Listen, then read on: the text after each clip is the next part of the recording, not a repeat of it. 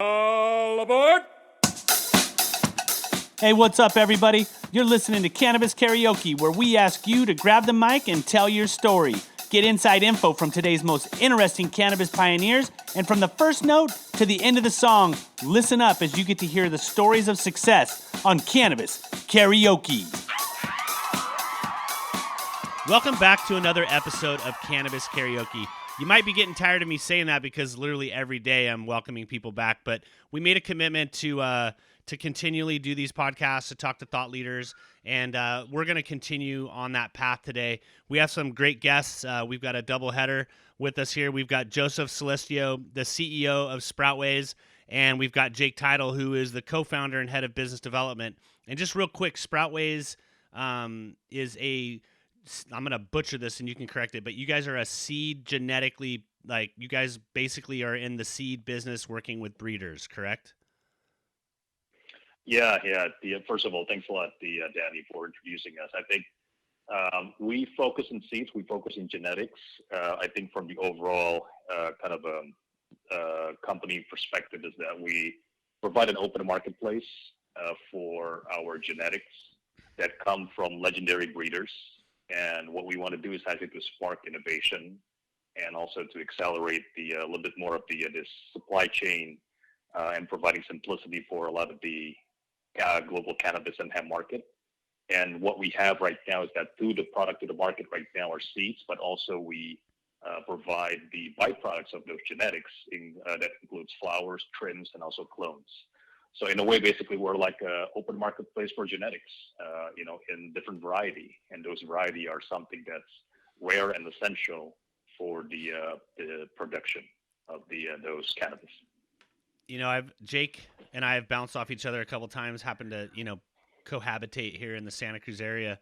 And I remember when we first started talking about Sproutways, it was still, I think the next phase for cannabis is going to be this style. I think people are going to get away from everybody having the same Coca-Cola syrup in every dispensary. And the breeders that you guys have partnered up with are fairly legendary. You've got Bodhi Seeds, you've got Snowhigh. Those guys are both two really well-known, landrace kind of style seed genetic people. I remember going to the Emerald Cup the last 2 years in a row, and now it's open consumption, and people can buy product. And while people were excited to smoke weed and to buy weed, it was the seeds that were the most popular.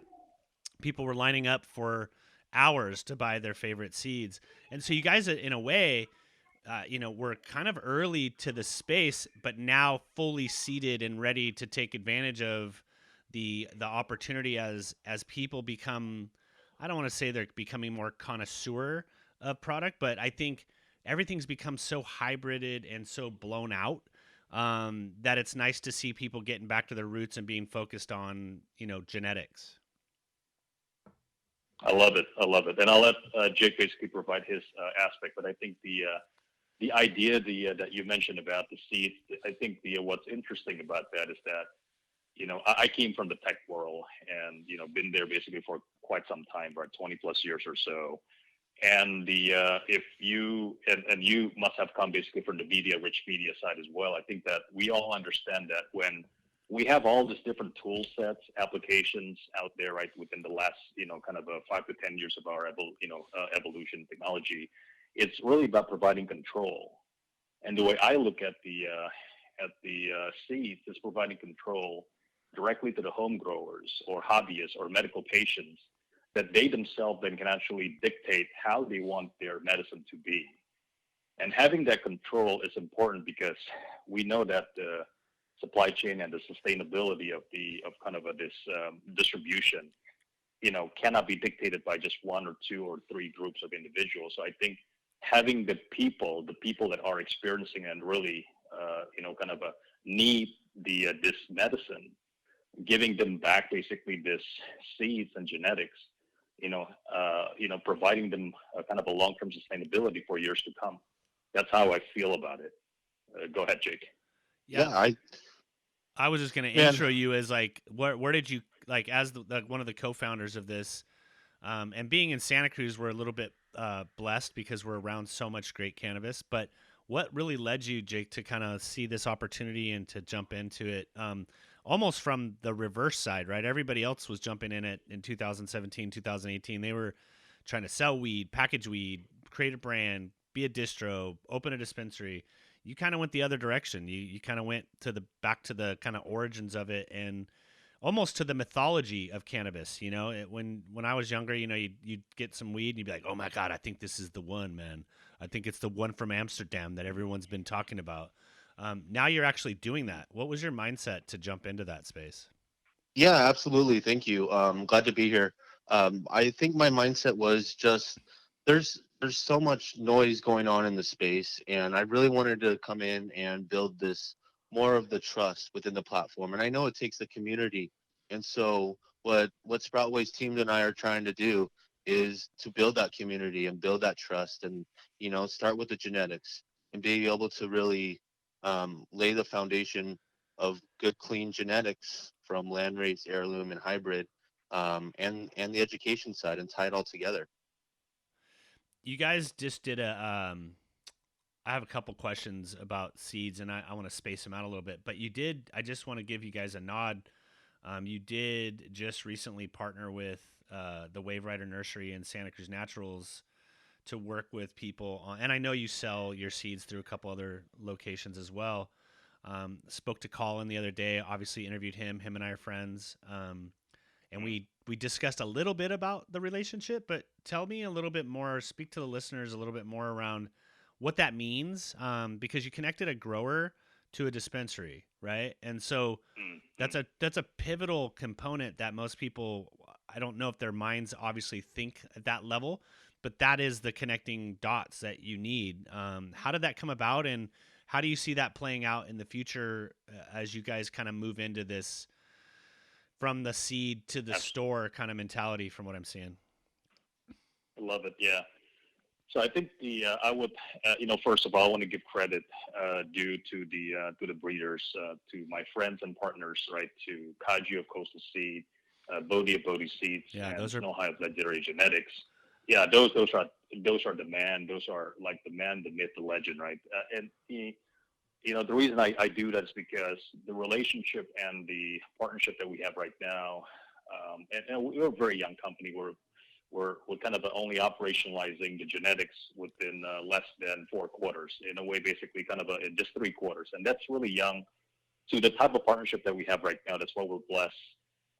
And the reason is because of the relationship that they've had already with the growers, and especially with the vertically integrated operations. If we look actually at the historical in the last kind of since 2016 of the Prop 64, the people that have been growing for quite a while in the last 10 to 20 years, the ones that understand the kind of the new economics of cannabis, they tend to kind of build build a sustainable business that's compliant, getting basically the right funding, building the right operations, and then getting to be really kind of the grower of the of the state, of the compliant grower for cannabis. And that's actually really echoed by the Waverider Nursery.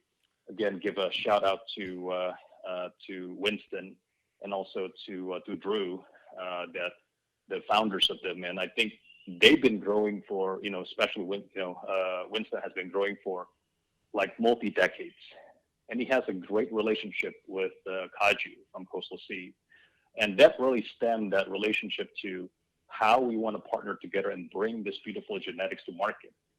With the new regulations and everything else, everything has to be compliant, has to be legal. So we look at that as the kind of a building this source of supply chain and building a trusted relationship that in which we can directly present that to the community, that this is what we're doing. It comes from a trusted source, high quality people, and then it gets produced and processed at this wonderful facility. And then it's being now presented in a centralized way in the heart of Santa Cruz County with Colin from Santa Cruz Naturals, because we believe in, we use the word premium, we believe in premium, delivery, premium kind of production of it, not so much on premium pricing.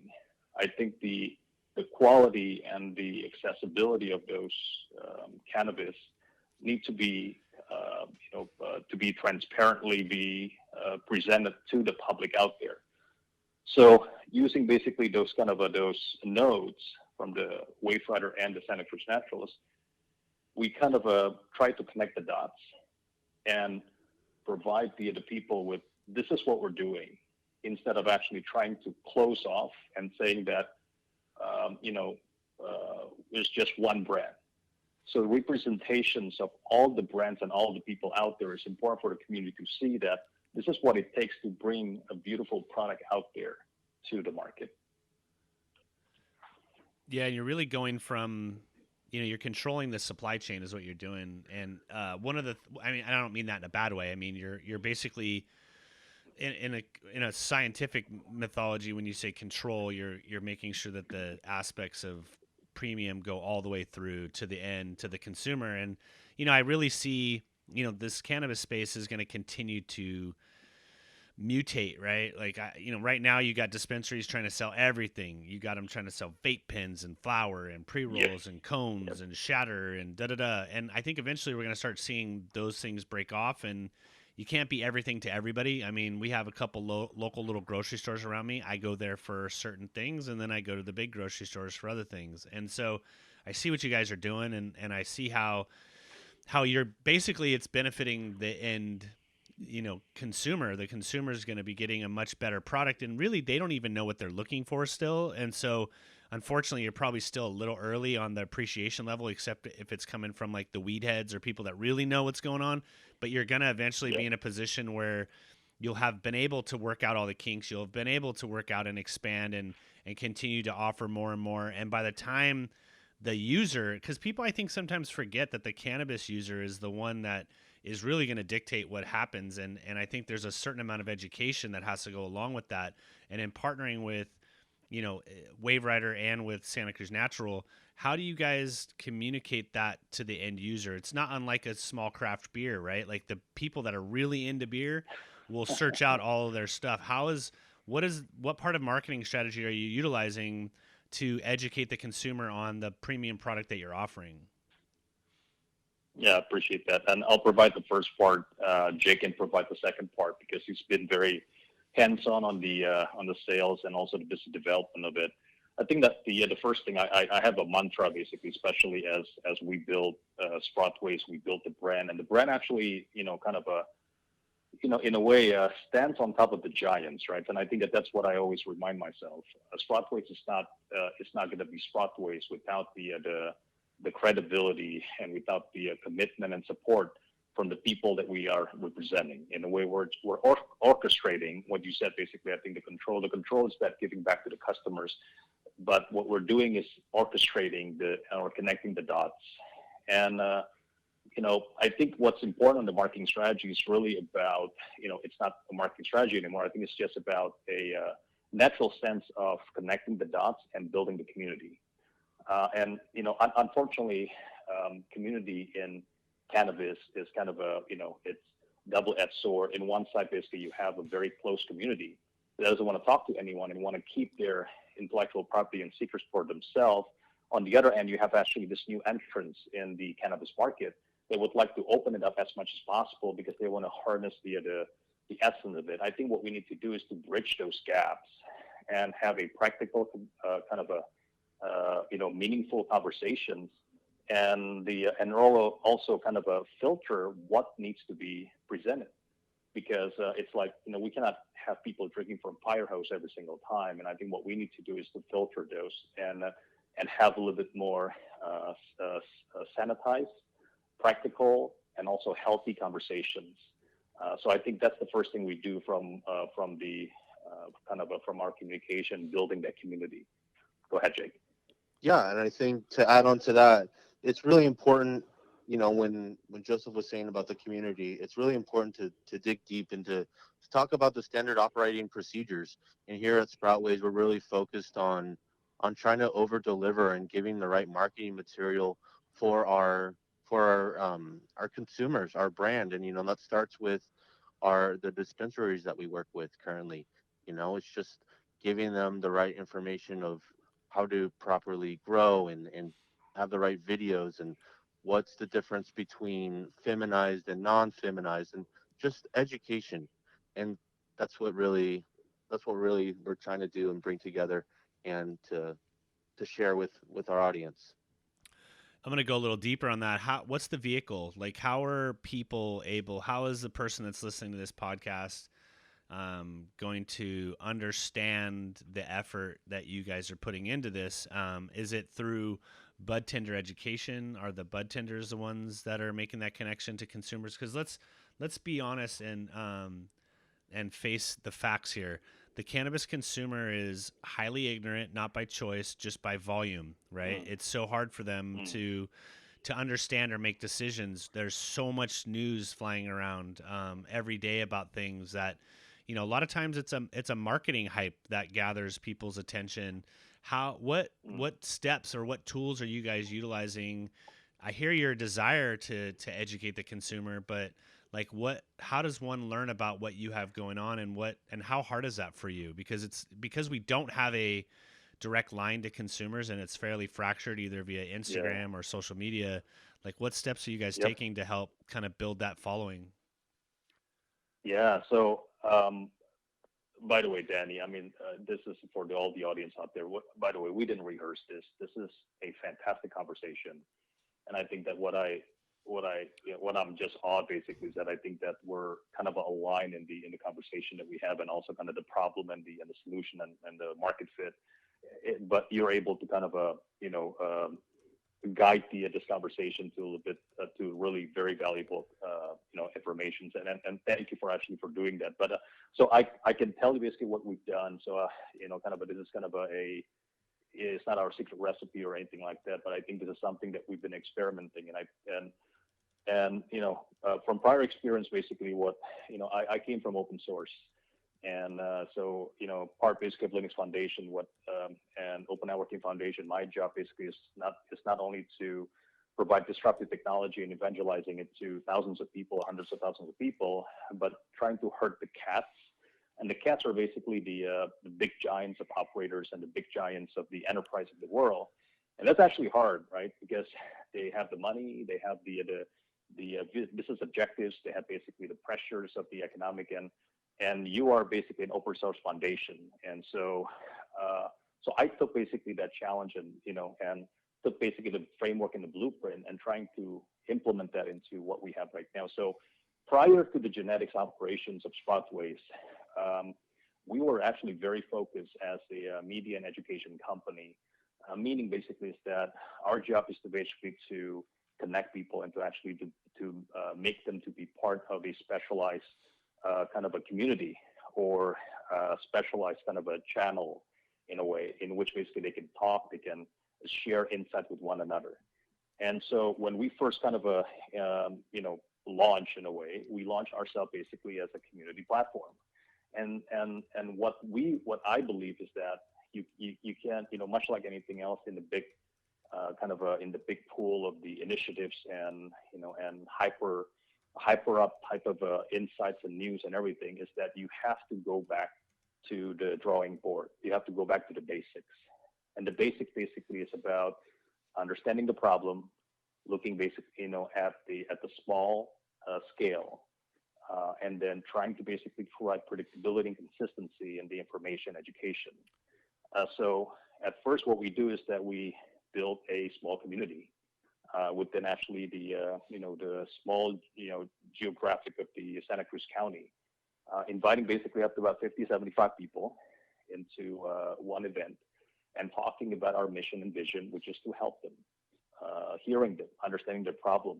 And from there, we actually grew to build more events to basically 200 people or more. And then after that, growing again, basically the last event that we did was the 518 event. There was we call it the Cannabis Summit. We did it in the Aptos. And, what we want to do is actually to How did I miss that? Well, you know what, Danny? I don't know how you missed that, but probably That bums me you out. I should mean, talk I about know that. why. I know Yeah. it's because there's too much noise everywhere, and I just didn't see it. And that's kind of what I was getting at. Sorry to interrupt you, but like when you said Aptos, I'm like, Jesus, No, no, dude, yeah, that's where I absolutely. live. Absolutely, absolutely. I think that's why that's so much noise. So the only way for us to kind of go through the noise is to cut through the noise, actually provide something of value. Uh, and we can only do it kind of in a small scale that we have, and then growing it actually in a predictable and consistent way. And documenting and recording a lot of those information is important as well.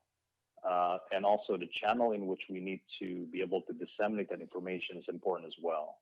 With current today's crisis, I think that it forced us to be more efficient and more effective in disseminating those information in the modular forums.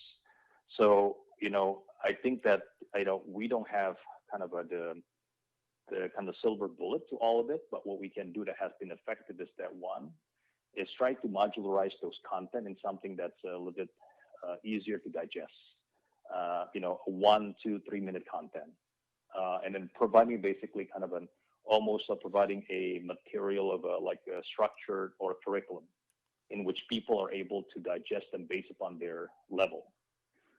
We're not there yet, basically, and be able to have all this, but we do have all the assets, and we're right now in the process of modularizing everything and providing and publishing those in kind of in a very stage way, kind of a very step-by-step way.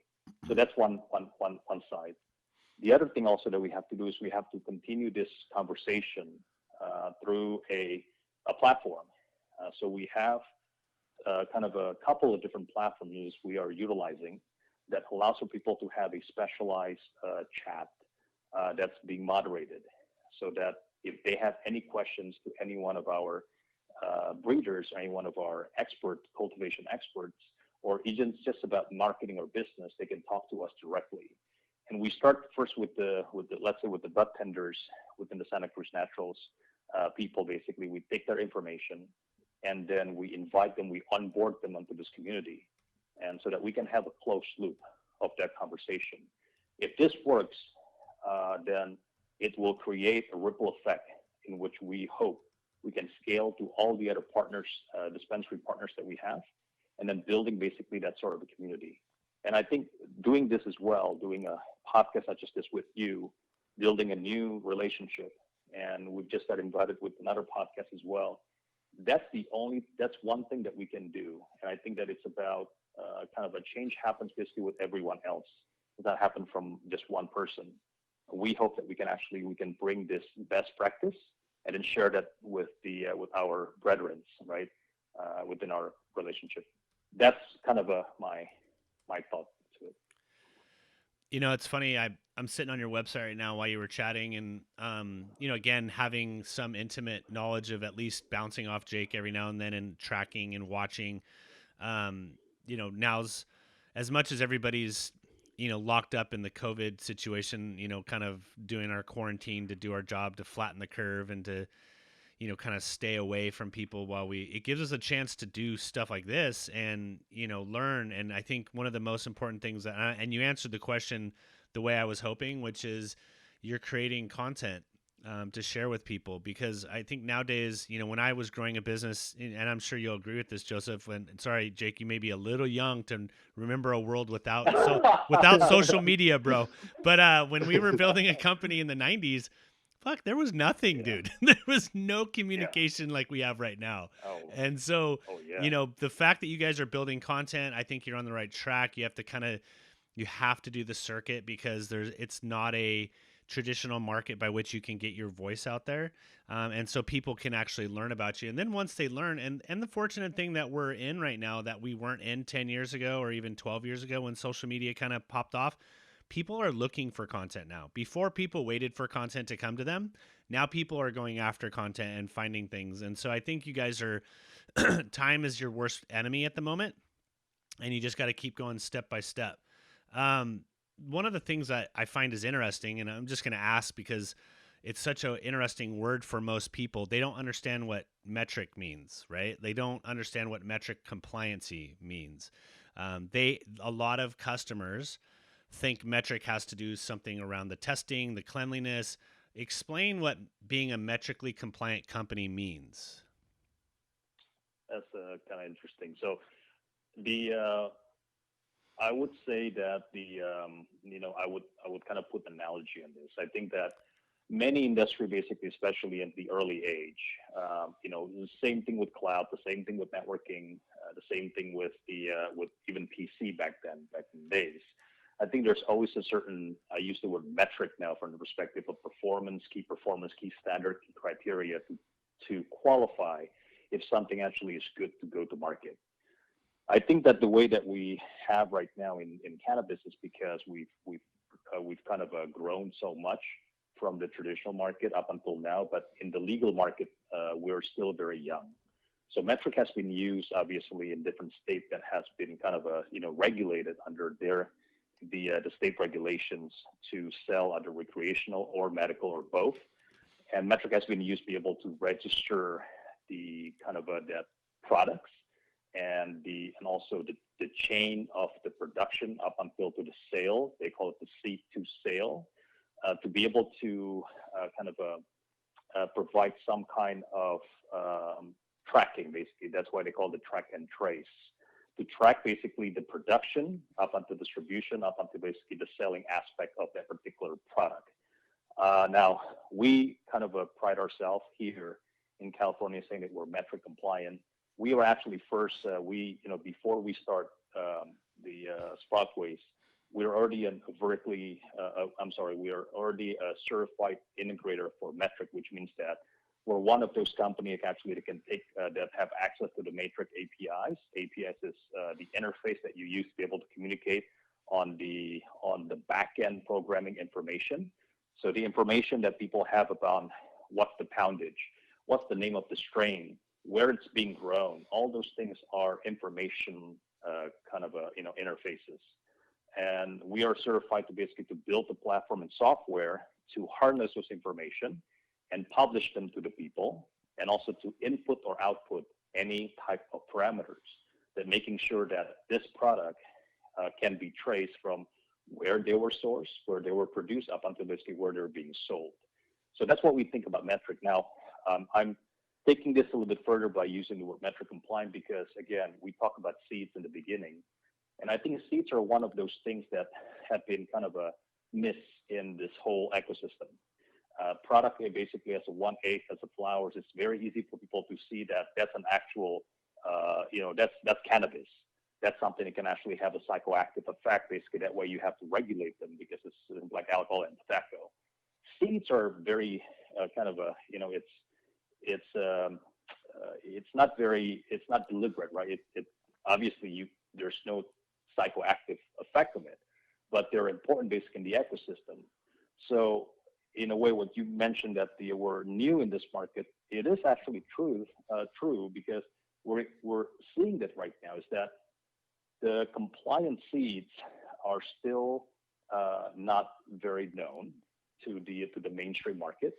However, we have to build this into kind of our positioning and messaging and into our way to operationalize, into the SOP to operationalize the whole supply chain, because it's important to do that because of the genetics, the compound, and because also the quality at the end. So what we talk about metric, my closing on this is that we look at this as the transparency of the actual source of the product, in which it has all the different type of parameters and compounds, understanding the process and the DNA, understanding also the how it's being cultivated, how it's being processed, until it gets to your to the store, or it gets basically to your table. So that's what we think about metric. We're extending that metric to provide us basically key metrics to the growing data, the plant science, the DNA, including education about who's breeding it from from the very beginning. Yeah, I think what, again, bleeding edge, obviously, and significantly ahead of the curve, because the cannabis consumer doesn't even know that this is where it's going to be going. And I don't know what your guys' long range plans are, and we didn't discuss it, so I'm just going to hypothesize on my side. But 3 to 5 years out is when this kind of stuff is going to be a cemented part of the space, because people will be educated to know all the way back to the breeder. If the cannabis industry only realized that 2/3 of the cannabis that's out there is coming from the same 1/3 of the people growing it, they would be surprised at how many white label, and people just make up strains, and Yeah, they can take a yeah, strain and whatever COA there is no ISO standard for naming nomenclature of strains, so people can literally take a strain that is coming from the same place and white label it and call it something else, or give it an effect name. A lot of people are doing that too. Like they're kind of there's those brands that are out there that instead of going back to the strain or going back to the we have so much to learn on the plant still, but let's just take what we know right now, the THC percentage, the CBD percentage, the terps, all mm, that stuff. mm, We're starting to be able to educate customers away from just how much THC does this plant have, and really starting to, I'm excited about the DNA of things, because as we do more research, people can actually don't have to experiment like at least I did. I mean, there was times I smoked weed that like had me so freaked out that I was like, I'm not smoking weed ever again, but you'll be able to know now, because you guys are creating a path to really, yeah, you're creating an ISO standard in the space that is crying out for ISO standards, because the consumer is so new, that even the weed heads are learning stuff every single day when it comes to, how this is going. And most greenhouses are doing, they're buying clones from Dark Heart or somebody else. Like there's not that full seed to sale kind of implementation in every aspect of the space. It's just been people growing as big of a canopy as they possibly can, and then offloading that almost in an agricultural fashion, as quickly as possible, without any real distinction of where it's landing or how it's landing or what it's being represented as, which is, again, it's kind of like a lightning rod that you guys are kind of completing here, that is going to hopefully distinguish itself from other brands and begin to educate the consumer a little bit about, almost like knowing where your food comes from. We have this whole presence of like, we want to know where our food comes from. We go to farmers market. And I think that same kind of implementation of what you guys are attacking is coming to the forefront. What are your plans for the next, 6 months? How is COVID-19 impacting the Sproutways business model right now? that's interesting. And again, I'm going to do this in one first and second part, and then I'll let Jake also provide kind of what the plan that we have in the sales business and also the marketing. I would say this. So first of all, actually, to answer it, I'll provide a little bit about my background a little bit. Kind of very very quickly on this one. The parts, uh, part of me are the tech person that have built platform for and also built the open source community. The other part of me, essentially, I'm a son or grandson or great grandson of the herbal medicine company in Southeast Asia, and we've done this basically. My family have been producing, processing, and building herbal medicine since the 1940s. So I'm not saying cannabis is new or old, but I think that I'm taking some of the best practices that we've learned over the tens of decades, basically, that we've done this. And one way, basically, we want to do is transparency. And I think that there's a old adage, or basically even a new adage, basically, education is the key to innovation, invention. And I think that that's the reason why internet, has opened up so many doors to a lot of people and opened up a lot of minds of everyone. It's because of the fact that we're providing transparency to what it is and showcasing to people what it is. And because it is important, also it's safe. That way, then, safe for people to be able to do the things that they want to do with it, consume, process, or to materialize that in whatever way. So that's the first thing. The next thing is you to ask about the business model that we look at it. I think business model actually is pretty simple, and I think that to get into this level of simplicity has been thousands of hours that we've actually looked into how we operationalize I wouldn't call ourselves as disruptive. I would call us basically as practical. How do you take a practical approach that has been done as a best practice to different types of industry in both agriculture and technology and put it into a kind of this young industry like cannabis in the legal cannabis industry. So we basically sell to, or we partner with B2B, and we provide the channel, and or we simplify the streamline the supply chain from the kind of a deliberately from the seed up until basically the byproducts that are processed or natural. And we help to package, market. When we use the word packaging, we're packaging with material asset that's both virtual and physical, and making it easy for people to both trace and also to provide insights in the long run, so that they know where this is coming from, and they actually can get wealth of information, education about it. And so those are provided for free. So we're helping actually the B2B, our B partners, to kind of sell this easier, and to actually to not have any type of kind of a too much hands-on of the explanation that they have to provide for their consumers, but the consumer themselves are educated enough to look, because we have educated consumers right now. The other part basically is the other B part, the other business model is also to help other growers and nurseries to be able to have a trusted partner that knows exactly where this comes from, right? And we do have a library of thousands of genetics, thanks basically to our legendary breeders and partners, that they can differentiate how they want to grow, what they want to grow, and at what point that they want to grow this. So there's going to be a wealth of those ingredients that they can take to market. So those are the business model. And I think is that with the COVID-19, it does two things. I think this crisis that we have kind of put people back in kind of in the drawing board in some cases, the one that really understand what this supply chain and the crisis will impact the distribution and also the delivery and the accessibility of it. And also it also can bring the drawing bring the drawing board of the investors, the people basically, and that have been orchestrating this, to see that what is really important in this kind of a new scenario that we have in this upcoming months or even years. What do we have to do to be able to operationalize this more in a transparent, open, and also more educated? That way, it gives people the right power or control to be able to provide the best medicine for the patients. At the end of the day, is to provide accessibility, provide the best quality, and also providing the transparency of the insights and education to all of them. That's kind of my thoughts to it. Jake? Yeah, I mean, Joseph nailed a lot of the points. But to answer your question, how is COVID affecting this?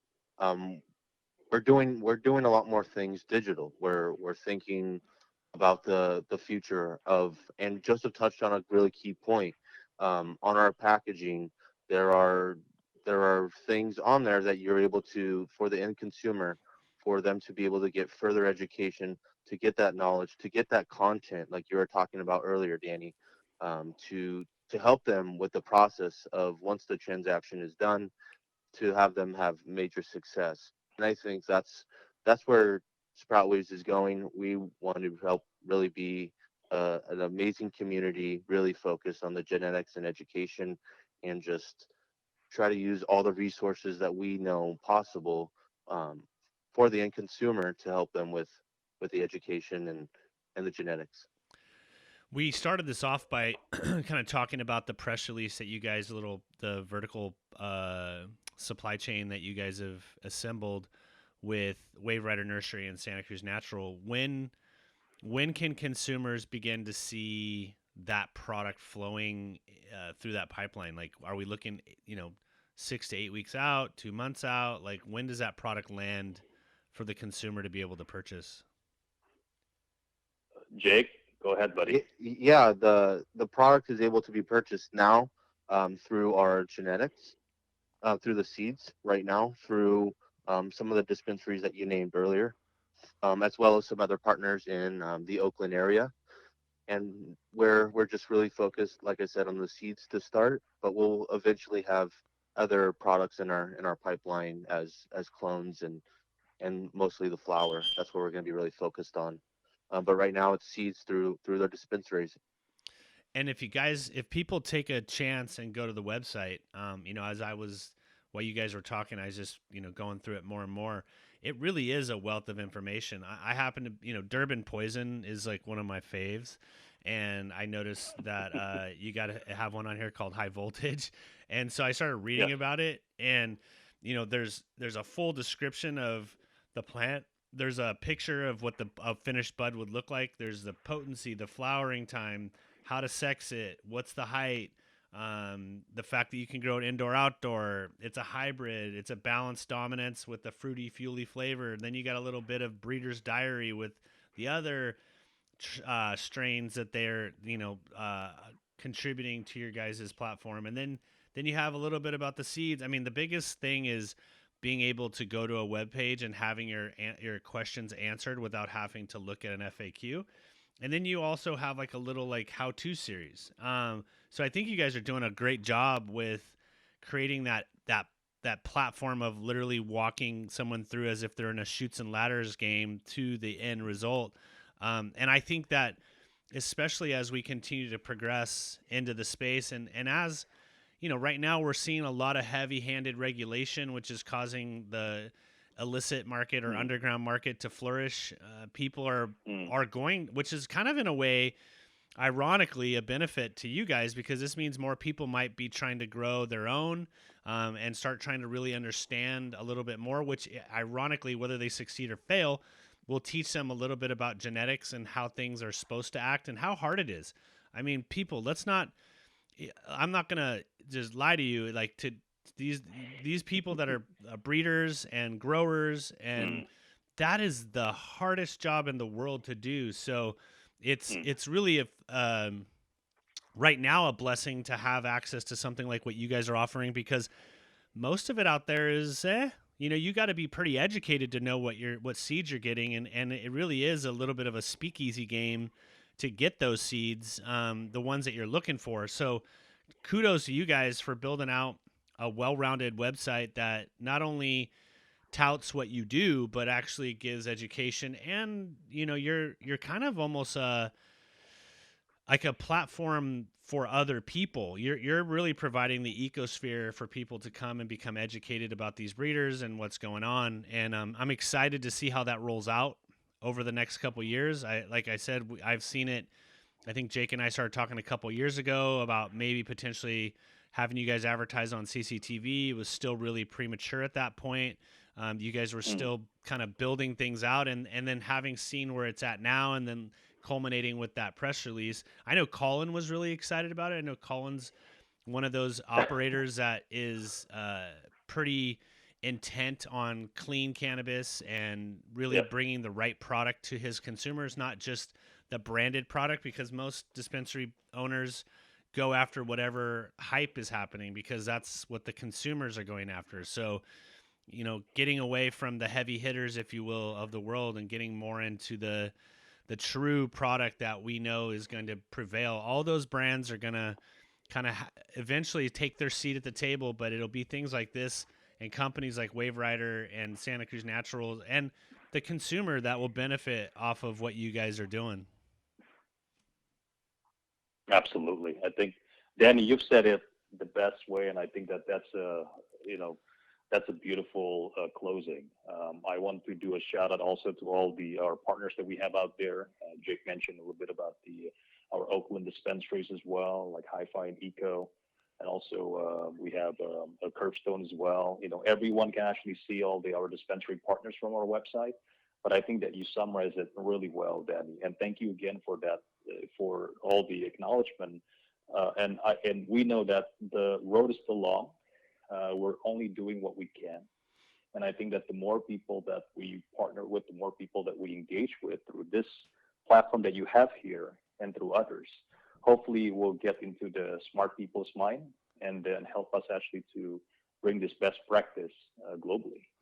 Well, I thank you for that, and it's always nice for me to be able to get educated and to learn a little bit more. Like we talked about offline, this is therapy for me too, to kind of see where the space is going, who are the mover and shakers, who's stomping the gas right now, who's pulling over to the side of the road, and it's evident that Sproutways is not pumping the brakes, that you guys are definitely full bore ahead.